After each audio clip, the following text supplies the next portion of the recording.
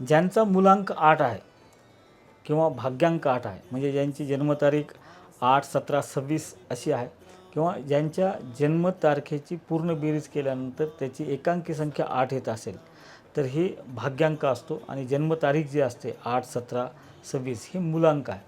जर 8 ही जर तुमचा मूलांक असेल किंवा भाग्यांक असेल, तर तुमच्या जीवनामध्ये शनीचा प्रभाव खूप असतो.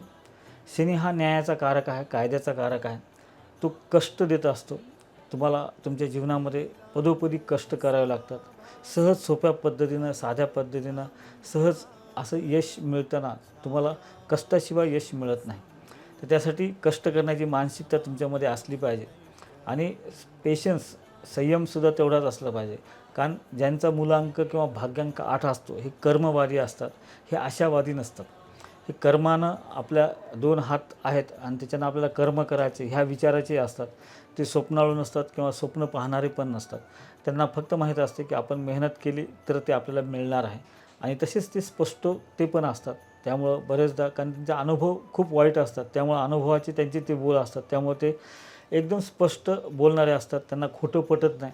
त्यामुळे बरेचदा असं होतं की त्यांच्या बोलण्यामुळं बरेच लोक हर्ट्स होतात किंवा तुमचे पार्टनर किंवा लाईफ पार्टनर किंवा तुमचे मित्र किंवा कामाच्या ठिकाणी असलेले तुमचे सहकारी जर ज्यांचा भाग्यांक किंवा मूलांक 8 असेल, तर ह्यांचं तुम्ही पाहिलं असेल की हे फार स्पष्ट बोलणारे असतात.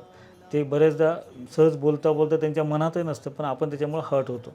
आणि ज्यांचा मूलांक आणि भाग्यांक 8 आहे आणि त्यांना सतत कष्ट करावं लागतात, मेहनत करूनही मनासारखे यश मिळत नसेल, तर नक्कीच तुम्ही शनीचा पुढील मंत्र 108 वेळेस दररोज जपत जा किंवा हनुमान चालीसा रोज म्हणत जा.